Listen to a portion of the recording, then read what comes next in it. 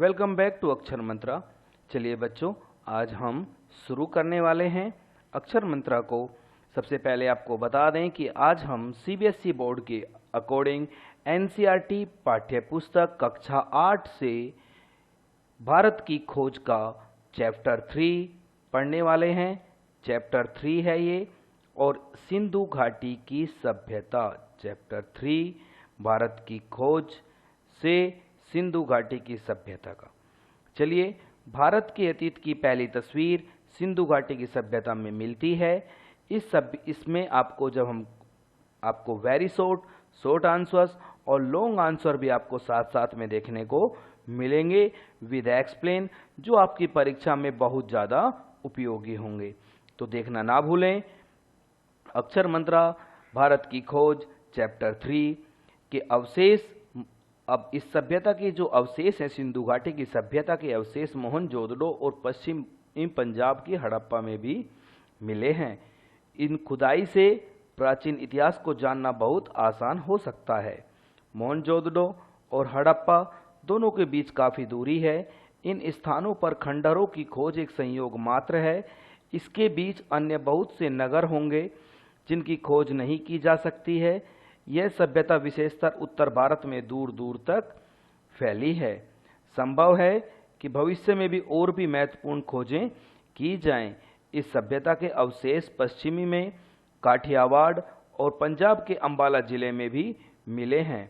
यह सभ्यता गंगा घाटी तक फैली थी, इसलिए इसे केवल सिंधु घाटी की सभ्यता ही नहीं रही।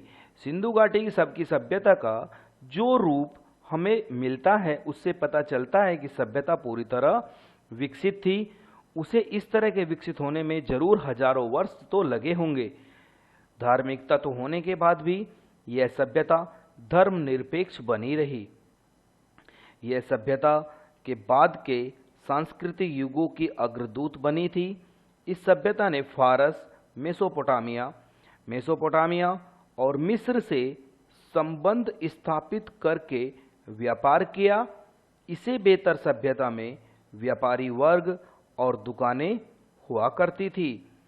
सिंधु घाटी सभ्यता और वर्तमान के बीच असंख्य परिवर्तन हुए, जिनको असंख्य कहते हैं, जिसको गिना ना जा सके। इसमें भीतर ही भीतर निरंतरता यानी कंटिन्यूस बनी रही। कंटिन्यूसली श्रृंखला चली आ रही है, जो भारत को 6 से 7 वर्ष पुरानी सभ्यता से जोड़े रखता है। मोहनजोदड़ो और हड़प्पा संस्कृति में हमें तत्कालीन रहन सहन, रीति रिवाज, दस्तकारी और पोशाकों के फैशन की जानकारी भी प्रदान करती है। वर्तमान के भारत को इस सभ्यता से जोड़ा जाए तो पता चलता है कि भारत अपना शैशव रूप छोड़कर, यानी शैशव कहते हैं बच्चे का रूप छोड़कर, सयाने रूप में विकसित है। यानी भारत पहले बच्चा था और उसके बाद में एक सयाने रूप यानी युवा हो गया। इस जीवन के तौर तरीके का ज्ञान है। इसने कला, जीवन की सुख सुविधाओं में प्रगति कर ली। इससे आधुनिक सभ्यता के उपयोग, चिह्न, स्नानागार और नालियों का विकास कर लिया है। ये बात जब तब की है जब सिंधु घाटी सभ्यता की बात हो रही है। तो सिंधु घाटी सभ्यता जो हमारे सबसे पहली सभ्यता है, सिंधु घाटी की सभ्यता, मोहनजोदड़ो की सभ्यता, हड़प्पा संस्कृति की बात करती है, जिसकी जड़ें सिंधु घाटी की सभ्यता से जुड़ी दिखाई पड़ती हैं। अब उसके बाद क्या हुआ? आर्यों का आना हुआ। आर्य कौन थे, कहाँ से आए? यह प्रश्न आज भी अनुत्तरित है, जिसका उत्तर नहीं है। संभव है कि इसकी संस्कृति इस देश की संस्कृति रही हो। कुछ विद्वान मानते हैं कि इनकी जड़ें दक्षिण भारत में भी मिल सकती हैं। इसका कारण यह है कि आर्यों एवं दक्षिण भारत की दलित जातियों के बीच कुछ समानता दिखाई पड़ती है। आर्य मोहनजोदड़ो के समय से कई हजार वर्ष पूर्व भारत आए होंगे। व्यवहारिक दृष्टि से हम उन्हें भारत का निवासी मान सकते हैं। सिंधु घाटी की सभ्यता के अंत होने के बारे में कुछ लोगों का मानना है कि इसका अंत अचानक किसी दुर्घटना के कारण हो गया होगा, किंतु इसका कोई प्रमाण नहीं मिलता। सिंधु नदी में आने वाली बाढ़ भयंकर होती थी। यह अपने साथ साथ गांवों और शहरों को बहाकर ले जाती थी। दूसरा कारण यह भी हो सकता है कि मौसम में बहुत परिवर्तन हुआ और जमीन सुकृत बन गई हो। मोहनजोदड़ो के खंडर भी अपने आप में इस बात का प्रमाण है कि बालू की तरह तह पर तह जमने से शहर की जमीन उठती गई और नगरवासियों को पुरानी नींवों पर ऊंचे मकान बनाने पड़े हों। इस खुदाई में निकले 2-3 मंजिल मकानों से ज्ञात होता है, ऐसा लगता है कि समय के साथ साथ उनकी दीवारें ऊंची की जाती रही होंगी। हमें यह पता है कि पुराने समय का समृद्ध और उपजाऊ सिंधु मध्य युग के बाद रेगिस्तान बनकर रह गया है। संभव है कि मौसम में आए इन परिवर्तनों ने वहां के रहने वाले के जनजीवन को भी बहुत प्रभावित किया और इसका प्रभाव इस नगरीय सभ्यता के छोटे भाग पर ही पड़ा होगा, जिसने इतने में से कुछ शहरों को ढक लिया था और उसी रेत ने उन्हें सुरक्षित भी रखा। दूसरे शहर और प्राचीन सभ्यता के प्रमाण धीरे धीरे नष्ट होते गए। सिंधु घाटी की सभ्यता के बाद सभ्यता ने शुरू में खेती पर ध्यान दिया। खेती के कार्यों पर जोर देने का काम करने वाले सर्वप्रथम आर्य ही थे। ऐसा माना जाता है कि सिंधु घाटी युग के 1000 वर्ष बाद आर्यों का आगमन हुआ। पश्चिमोत्तर दिशा से कबीले और जातियां आती रही और भारत में जब्त होती रही। द्रविड़ जाति के लोगों से आर्यों का सांस्कृतिक समन्वय हुआ, जो सिंधु घाटी सभ्यता के प्रतिनिधि थे। यहीं से भारतीय जातियों, बुनियादी भारतीय संस्कृति का विकास हुआ और बाद के युवाओं में आने वाली जातियों ने अपना प्रभाव डाला और यहीं घुल मिल गई। अब नेक्स्ट है प्राचीनतम अभिलेख, धर्म ग्रंथ और पुराण। सिंधु घाटी की खोज से पहले वेद भारतीय संस्कृति के सबसे पुराने ऐतिहासिक ग्रंथ कहे जाते थे। वैदिक युग के काल निर्धारण पर विद्वान एकमत नहीं है। भारतीय विद्वान इसका काल पहले मानते हैं तो यूरोपीय विद्वान इसे काफी बाद का मानते हैं। ऋग्वेद और ऋचाओं का काल ईसा पूर्व 1500 ईसा पूर्व माना जाता है। मोहनजोदड़ो की खुदाई के उपरांत इसे और भी प्राचीन बताया जाने लगा। यह मनुष्य के दिमाग की प्राचीनतम उपलब्ध रचना है। इसे आर्य मानव द्वारा कहा गया पहला शब्द भी कहा जाता है। सबसे पहले सिंधु घाटी सभ्यता को क्या कहा गया? आर्य मानव द्वारा पहला शब्द कहा गया आर्य। सबसे पहला क्या शब्द कहा गया? आर्य। भारतीय वेदों पर ईरान की अवेस्ता एक धार्मिक पुस्तक की छाप भी दिखाई देती है। आर्य अपने साथ इसी युग के विचार लेकर आए जो भारत में फला फूला। वेदों और अवेस्ता की भाषा में समानता है। यह समानता महाकाव्य की संस्कृत की अपेक्षा अधिक है। नेक्स्ट है वेद। हिंदुओं द्वारा वेदों को प्रकाशित धर्म ग्रंथ माना जाता है। वेद शब्द की उत्पत्ति विद शब्द से हुई, जिसका अर्थ है जानना। इसका सीधा अर्थ है अपने समय के ज्ञान का संग्रह। इसमें मूर्ति पूजा, देव मंदिरों के लिए कोई स्थान नहीं है। आर्य ने अपनी उमंगपूर्ण जीवन में आत्मा पर बहुत कम ध्यान दिया। मृत्यु के अस्तित्व में उनका विश्वास अस्पष्ट था। ऋग्वेद को पहला वेद माना जाता है। इसमें मानव के सबसे आरंभिक उद्गार काव्य प्रभा रूप में मिलते हैं। इसमें प्रकृति के सौंदर्य एवं रहस्य के प्रति हर्षोन्माद, मनुष्य के साहसिक कारनामों का उल्लेख मिलता है। यहीं से भारत की अनवरत तलाश शुरू हुई और मानव ने अपनी सहज आस्था के कारण प्रकृति के तत्व और शक्ति में देवत्व का आरोप किया और इन सब में साहस और आनंद का भाव था। पश्चिमी लेखकों ने भारतीयों को परलोक परायण कहा। इस बारे में नेहरू जी का मानना है कि हर देश के निर्धन और अभागे लोग एक सीमा तक परलोक में विश्वास करने लगते हैं। गुलाम देशों पर भी यह बात लागू होती है। भारत में भी विचार और कर्म की दो समांतर धारा विकसित होती गई। समय के अनुसार कभी पहली पर बल होता है तो कभी दूसरी पर बल होता है।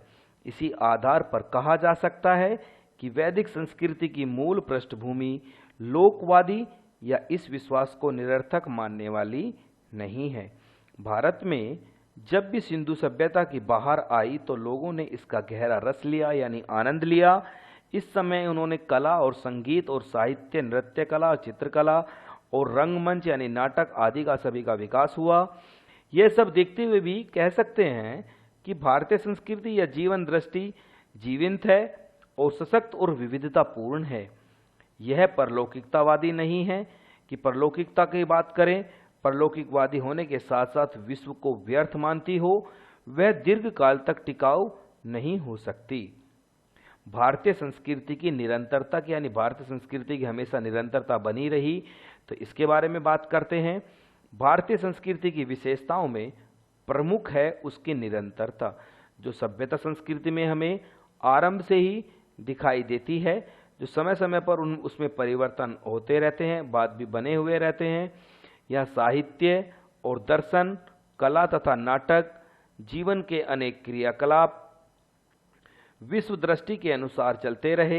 यद्यपि इस समय से छुआछूत की प्रवृत्ति दिखने लगती है और बाद में असहाय हो जाती है, आगे चलकर जाति प्रथा का रूप ले लेती है और समाज की व्यवस्था को मजबूत बनाने तथा उसे शक्ति एवं संतुलन देने के लिए बनाई गई यह व्यवस्था बाद में मानव मन के लिए कारागार बन गई। इससे समाज ऊंच नीच वर्गों में बंट गया। यद्यपि इस समाज प्रथा ने समाज को भी प्रभावित किया और इस ढांचे में रहकर भी भारत हर क्षेत्र में विकास के पथ पर बढ़ता गया। ऐसे समय में भारत का संबंध ईरानियों से, चीन तथा मध्य एशिया लोगों से बराबर बना रहा। 3-4 हजार वर्षों से भारतीय संस्कृति का यह अद्भुत सिलसिला निरंतर प्रवाहमान रहा। अब हम पढ़ते हैं उपनिषद। उपनिषदों का समय ईसा पूर्व 800 के लगभग माना जाता है। यह भारतीय आर्यों के चिंतन की जानकारी देते हैं। इनमें जांच पड़ताल, चीजों के बारे में सत्य की खोज को प्रोत्साहन मिलता है। इनके दृष्टिकोण में वैज्ञानिक पद्धति का तत्व मौजूद है। इनका जोर आत्मज्ञान और परमात्मा पर है। इनमें भाई, यह वस्तु जगत को मिथ्या नहीं कहा गया। उपनिषदों का झुकाव अद्वैतवाद की ओर है। इस दृष्टिकोण से पता चलता है कि वे तत्कालीन मतभेदों तथा वाद विवादों के करने के पक्ष में थे। इसमें जादू टोने में दिलचस्पी कम हुई और कर्मकांड तथा पूजा पाठ का महत्व कम हुआ। उपनिषदों में सच्चाई पर बल दिया गया है। इसमें प्रार्थना के माध्यम से प्रकाश और ज्ञान की कामना की गई है। असत्य से सत्य की ओर, अंधकार से प्रकाश की ओर, मृत्यु से अमरत्व की ओर चलने की बात कही गई है। यहाँ बेचैन मन बार बार किसी प्रश्न का उत्तर खोजता हुआ दिखाई देता है और मनुष्य को प्रेरित करते हुए एतेरे ये ब्राह्मण में कहा भी गया है, चरे वेति चरे वेति, हे यात्री इसलिए चलते रहो चलते रहो। अब नेक्स्ट है व्यक्तिवादी दर्शन के लाभ और हानियां। उपनिषदों पर इस बात पर बल दिया गया कि प्रगति करने के लिए शरीर का स्वास्थ्य तथा मन का स्वच्छ होना बहुत ज़्यादा जरूरी है। इसके लिए दोनों को अनुशासित रहना आवश्यक है। किसी प्रकार की उपलब्धि तथा ज्ञान प्राप्त करने के लिए संयम, आत्मपीड़न तथा त्याग आवश्यक है। यह विचार भारतीय चिंतन में निहित है और गांधी जी ने देश को स्वतंत्र कराने के लिए जो आंदोलन चलाए थे, उनके पीछे भी यही मनोवृत्ति थी कि देश में ऊंच नीच की भावना न हो, लोगों में आत्मसंयम, त्याग तथा एक दूसरे के प्रति सहयोग की भावना हो। भारतीय आर्यों का विश्वास व्यक्तिवाद में था। वे ऐसे जीवन शैली अपनाते थे जो समाज को विखंडित यानी अलग अलग टुकड़ों करने के लिए प्रवृत्ति से उन्हें बचाए रखते थे। अपनी पसंद की जिंदगी जीते आर्यों का यह व्यक्तिवाद भविष्य में समाज के लिए बहुत अच्छा न रहा। लोगों की रुचि सामाजिक कार्यों में कम होती गई। वे अपने व्यक्तिगत यानी सेल्फिश नेचर के कार्यों पर सबसे ज्यादा ध्यान देने लगे। इसे सामाजिक उत्तरदायित्व में उदासीनता आती गई। वे समाज के साथ एकात्मक न रहकर इसे व्यक्तिवादी अलगाववाद के कारण ऊंच नीच पर आधारित जातिवाद का उदय हुआ। इस कारण जनता की बौद्धिक क्षमता कम हुई और रचनात्मक शक्ति का ह्रास हुआ, जिससे इसे ऐसा भी कहा जा सकता है कि इतिहास में यह सबसे बड़ी एक कमजोरी थी। यानी भौतिकवाद पढ़ते हैं। अब हम भौतिकवाद में देख लेते हैं।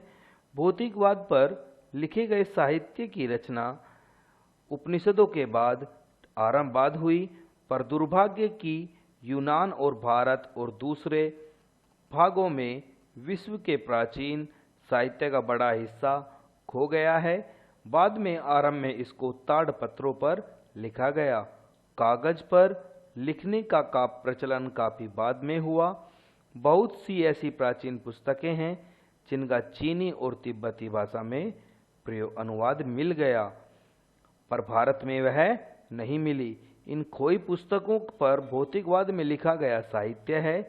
4वीं शताब्दी में कौटिल्य रचित अर्थशास्त्र में इसका उल्लेख भारत के प्रमुख दार्शनिक सिद्धांत के रूप में किया गया। भारत में भौतिकवाद के बहुत से साहित्य को पुरोहित और धर्म के पुराणपंथी स्वरूप में विश्वास रखने वाले लोगों ने इसे नष्ट कर दिया। भौतिकवादियों ने विचार, धर्म, ब्राह्मणवादिता, जादू टोना तथा अंधविश्वासों का घोर विरोध किया। उन्होंने विश्वास की स्वतंत्रता पर बल दिया और पहले से मान ली गई बातों पर या अतीत के प्रमाणों पर निर्भर न रहने को कहा। उनका दृष्टिकोण आधुनिक भौतिकवादी दृष्टिकोण जैसा ही था। वे स्वयं को अतीत की बेड़ियों से, बोझ से मुक्त कराना चाहते थे जो उन्हें प्रत्यक्ष नहीं दिखाई देती थी। वे काल्पनिक देवताओं के अस्तित्व को भी न नकारते थे। भौतिकवाद ऐसी विचारधारा है जो कर्म में विश्वास करती है। भौतिकवाद वास्तविक अस्तित्व केवल वर्तमान पदार्थ का ही और इस संसार का ही मानते हैं। वे संसार के अलावा स्वर्ग नरक को, शरीर से अलग आत्मा को नहीं मानते। वे नैतिक नियमों को मनुष्य के द्वारा बनाई रूढ़ियां मात्र मानते हैं। महाकाव्य, इतिहास, परंपरा और मिथक। नेक्स्ट है रामायण और महाभारत। भारत के 2 महाकाव्य हैं और इस समय समय पर कुछ जोड़ा जाता रहा।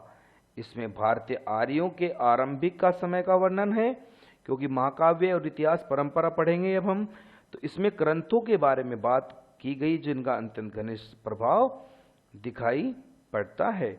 यह दोनों ग्रंथ भारतीय जीवन का अंग बन गए हैं। इन ग्रंथों में उच्चतम बुद्धिजीवी से लेकर शिक्षित देहाती और साधारण अनपढ़ तथा अशिक्षित देहाती तक के लिए एक साथ सामग्री उपलब्ध है। इसमें छिपा हुआ वह रहस्य कुछ न कुछ समझ में आ जाता है, जिसके कारण समाज के ऊंच नीच के वर्ग के लोग एक साथ रहते थे और अपने मतभेदों को सुलझाते थे। भारतीय पुराकथाओं का इतिहास वैदिक काल से शुरू होता है, जो विभिन्न रूपों और आकारों में साहित्य से प्रकट होता है। इसे कवियों और साहित्यकारों की रचनाओं में देखा जा सकता है। अधिकांश पुराकथाएं वीर गाथात्मक हैं, जिनमें सत्य और वचन का पालन करने की शिक्षा दी गई है। इनमें से कई कहानियां काल्पनिक होते हुए भी जिंदगी को एक रसद और क्रूरता से दूर सरसता की ओर ले जाती हैं। यूनानियों अर्थात अन्य देशवासियों की तरह प्राचीन भी भारतीय इतिहासकार नहीं थे, इसलिए अतीतों का निर्धारण करना कठिन हो गया। इसमें घटनाएं इतिहास की भूल भुलैया में खोकर रह गई हैं। कल्लन एक राइटर का नाम है। कल्लन लिखित राजतरंगिनी नामक प्राचीन ग्रंथ में कश्मीर का इतिहास है और इस ग्रंथ की रचना इस 21वीं-12वीं शताब्दी में की गई। अब बाकी के हिस्ट्री की बात करें तो ग्रंथ के कल्पित इतिहास, समकालीन अभिलेख, शिलाओं पर जो लिखे हुए लेख, शिलालेख, कलाकृति जो बनी हुई हैं और इमारतों के जो अवशेष बचे हुए हैं, सिक्कों पर या संस्कृत साहित्य की मदद लेनी पड़ी। इसके अलावा देश विदेश या यात्रियों के विवरणों से भी जानकारी मिलती है। ऐतिहासिक बोध के अभाव में जनता ने अतीत के विषय में अपने दृष्टिकोण का निर्माण पीढ़ी दर पीढ़ी विरासत से कर लिया। जवाहरलाल नेहरू ने लिखा है कि इससे जनता को एक मजबूत और टिकाऊ सांस्कृतिक पृष्ठभूमि मिल गई। अब नेक्स्ट टॉपिक है वेरी वेरी इंपॉर्टेंट टॉपिक, सभी को जानते हैं इस टॉपिक को, तो कि महाभारत क्या है सभी जानते हैं। रामायण को महाकाव्य के रूप में एक महान रचना माना जाता है, परंतु महाभारत को विश्व की श्रेष्ठतम रचनाओं में गिना जाता है। जो इस दुनिया की सबसे बड़ी रचनाएं हैं उनमें महाभारत को माना जाता है। इसी परंपराओं में, दंत कथाओं में प्राचीन भारत की राजनीतिक और सामाजिक संस्थाओं का विश्वकोश कहा जाता है। इस समय शायद भारत में विदेशियों का आगमन शुरू हो चुका था, इसलिए परंपरा है कि अनेक रिवाज यहाँ बसे आर्यों की परंपराओं से मेल नहीं खाते। इस स्थिति में वैदिक धर्म में संशोधन किया जा रहा था। इन्हीं बीच से एक उदार धर्म का उदय हुआ। इसे हिंदू धर्म के नाम से जाना जाता है। इसका प्रमुख आधार सत्य था, जहाँ तक पहुँचने के अनेक रास्ते हैं। महाभारत से हिंदुस्तान की बुनियादी एकता पर बल देने की कोशिश की गई है। इसका पहले का नाम आर्यव्रत है। यह नाम मध्य भारत में विंध्य पर्वत तक फैले उत्तर भारत के इलाकों तक सीमित था। महाभारत में एक विराट गृह युद्ध का वर्णन है। इसमें अखंड भारत की अवधारणा की शुरुआत हुई। उस समय अफगानिस्तान का बड़ा हिस्सा भारत में शामिल था। इसी कारण यहाँ के शासक की पत्नी गांधारी कहलाई। गांधार के निकट हस्तिनापुर और इंद्रप्रस्थ शहर थे, जो उस समय भारत की राजधानी थे। तो अब दिल्ली के नाम से भारत की राजधानी है। महाभारत में कृष्ण संबंधी पूरा वर्णन है। इस समय भगवत गीता भी इसमें धर्म को महत्वपूर्ण माना गया है। महाकाव्य में तत्कालीन भारत के सामाजिक, राजनीतिक और धार्मिक जीवन संबंधी पूरी जानकारी मिलती है। इसमें वर्णित धर्म का उद्देश्य पूरे विश्व का लोक मंगल था। यह धर्म कर्तव्य, जिम्मेदारियों का सम्मिश्रण है के साथ बदलता रहता है। इसमें अहिंसा की एक नई अवधारणा हमारे सामने आती है। इसमें हिंसा को बुरा तो माना गया, पर किसी लोक मंगलयान एक उद्देश्य हेतु युद्ध किया जाए तो हिंसा को बुरा नहीं माना जा सकता। इस महाकाव्य में कौरव पांडव के विराट युद्ध का वर्णन है। इसके अलावा महाभारत अनेक अनमोल चीजों का समृद्ध भंडार है। पारिवारिक, सामाजिक और राजनीतिक घटनाओं का वर्णन करता है। यह ग्रंथ अपने आप में अनमोल एवं शिक्षा एवं ज्ञान का भंडार संजोए हुए है। भगवत गीता। अब भगवत गीता के बारे में सभी जानते हैं कि हिंदुओं का पवित्र ग्रंथ भगवत गीता माना जाता है। भगवत गीता महाभारत का ही एक अंश है। जो अपने आप में पूर्ण है। इसमें 700 श्लोक हैं। इसकी रचना बौद्ध काल से पहले हुई और इसकी लोकप्रियता आज भी बनी हुई है। संकट के समय या दुविधाग्रस्त व्यक्ति मनुष्य को इससे प्रकाश और मार्गदर्शन प्राप्त होता है। गीता की असंख्य व्याख्या, यानी जिसको गिना ना जा सके इतनी व्याख्या की गई और अब भी लगातार की जा रही हैं। आधुनिक युग के विचार तिलक, अरविंद घोष और गांधी सभी ने अपने ढंग से इसकी व्याख्या की। गांधी अहिंसा में अपने दृढ़ विश्वास का आधार बनाया। उन्होंने धर्म कार्य हेतु युद्ध का औचित्य इसी गीता के आधार पर सिद्ध किया। भगवत गीता की कथा का आरंभ महाभारत का युद्ध प्रारंभ होने से पहले अर्जुन और श्री कृष्ण के मध्य होने वाले संवाद से होता है। अपने परिजनों मित्रों को अपने विरुद्ध युद्ध में खड़ा देखकर अर्जुन परेशान हो गए हैं। इस युद्ध से होने वाले लाभ हानि, पाप पुण्य के आकलन सोचकर जो जागृत हो जाते हैं, अर्जुन कर्तव्य और नैतिकता के बीच फंसे दुविधाग्रस्त आत्मा के प्रतीक बन गए हैं। ऐसे में श्री कृष्ण ने उन्हें कर्म करने के लिए प्रेरित किया और कर्तव्य और नैतिकता के आधार पर कार्य करने की सलाह दी। इससे अर्जुन की दुविधा दूर हुई, वे कर्म करने को तत्पर हो गए। भगवत गीता में मनुष्य के विकास के 3 मार्गों ज्ञान, कर्म और भक्ति का उल्लेख है। इसमें भक्ति के मार्ग पर बल दिया गया है। गीता में मनुष्य को कर्म करने के लिए प्रेरित किया गया। अकर्मण्यता की निंदा करते हुए कहा गया है कि कर्म और जीवन को समय के उच्चतम आदर्शों के अनुरूप होना चाहिए। गीता का संदेश किसी संप्रदाय, व्यक्ति विशेष को बढ़ावा नहीं देता, यह सार्वभौमिक है। इसकी रचना के 2500 वर्षों के बाद भारतवासी अनेक परिवर्तन, विकास और ह्रास की प्रक्रिया से गुजरे हैं, पर गीता में उन्हें बार बार ऐसी जीवन चीज मिली है जो विकसित होते हुए विचारों से मेल खाती रही है। अब है प्राचीन भारत में जीवन और कर्म। जातक कथाओं में हमें बुद्ध के समय से पूर्व का वृत्तांत मिलता है। बच्चों, उस समय भारत की 2 प्रधान जातियां थी, एक तो द्रविड़ और दूसरी आर्य। परंतु बच्चों, उनमें मिलन हो रहा था।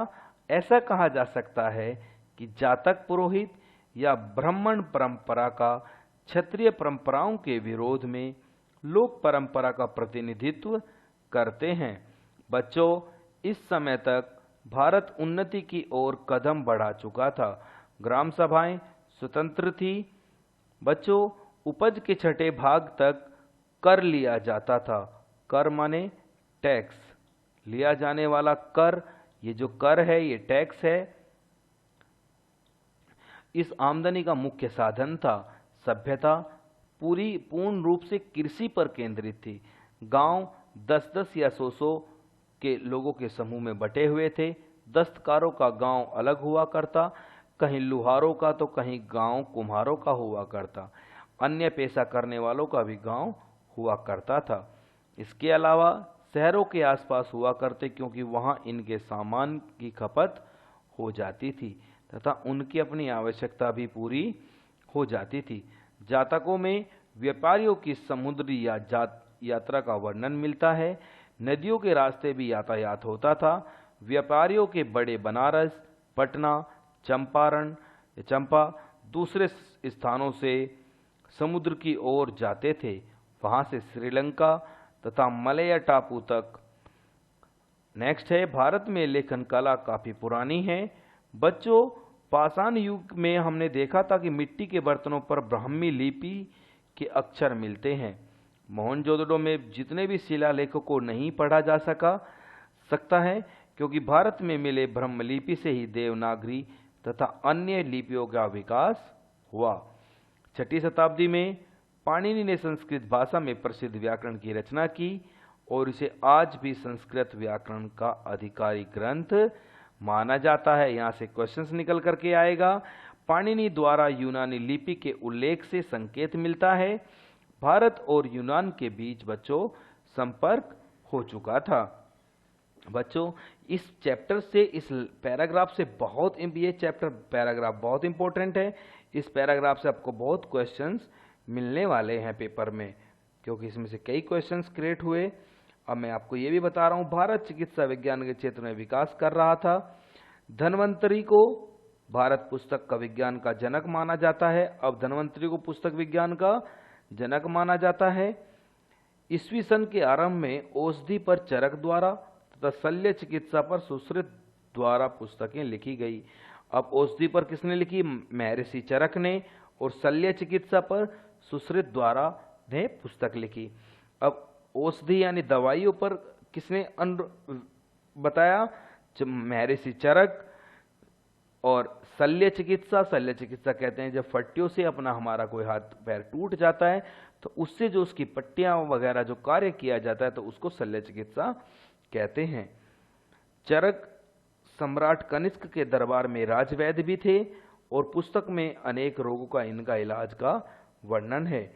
भारत चिकित्सा विज्ञान के क्षेत्र में विकास कर रहा था।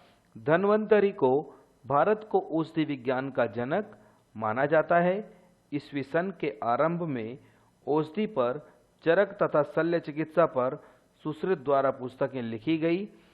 चरक सम्राट कनिष्क के दरबार में राजवैद्य थे। उनकी पुस्तक अनेक रोगों के इलाज का वर्णन है। बच्चों सैन्य प्रशिक्षण के दौरान मुर्दों की चीरफाड़ कराई जाती थी। सुश्रुत ने अंगों को काटना, पेट काटना, ऑपरेशन से बच्चों को जन्म दिलाना आदि का वर्णन किया गया है। महाकाव्य में के युग में वनों में स्थित महाविद्यालय का वर्णन किया गया है। इसमें लोग शिक्षा प्रशिक्षण के लिए एकत्रित होते थे। शिक्षा में तरह तरह के विषय शामिल थे।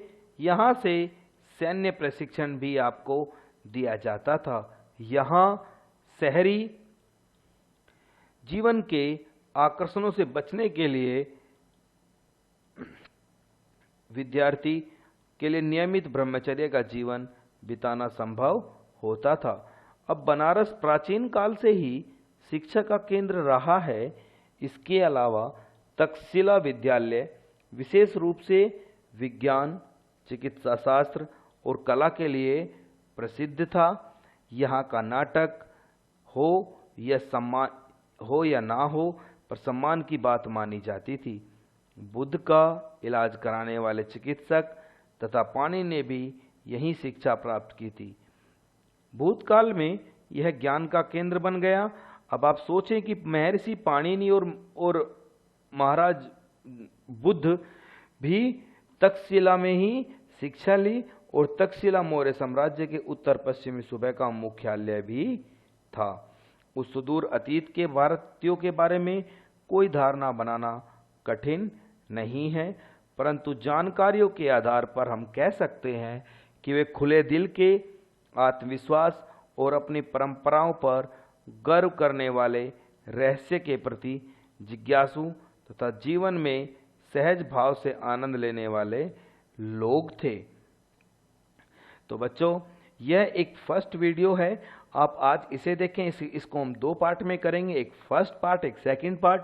और इसके बाद ये फर्स्ट पार्ट है भारत की खोज, चैप्टर 3 सिंधु घाटी की सभ्यता। इसको हम यहीं पर रोकते हैं क्योंकि वीडियो बहुत ज़्यादा लंबी हो जाती है। दूसरी पार्ट में इसको हम कवर कर लेंगे। इसके दो पार्ट बनाए होने चाहिए क्योंकि इसको दूसरे पार्ट में हम इसको बाद के क्वेश्चन आंसर सेकंड पार्ट में आपको देखने को मिलेंगे। तो बच्चों अगर वीडियो पसंद आती है तो फिर लाइक, शेयर और सब्सक्राइब जरूर करें। और सबसे ज़्यादा आपको मार्क्स अगर लाने हैं तो ध्यान रखें, आपका फोकस सबसे ज़्यादा आपको अच्छे से अच्छे मार्क्स लाने में मदद करता है। तो आप फोकस जरूर करें। किसी चीज़ को भी आप पढ़ते हैं तो उसे देख लें कि तक्षशिला विश्वविद्यालय, नालंदा विश्वविद्यालय, दो विश्वविद्यालय सबसे पुराने विश्वविद्यालय में से एक हैं और ये बनारस में है। तो हमारे भारत में बनारस ही प्राचीन शिक्षा का केंद्र रहा। बेसिक नॉलेज आपकी होनी चाहिए। Thank you very much. जय हिंद, वंदे मातरम। हंसते रहिए, मुस्कुराते रहिए।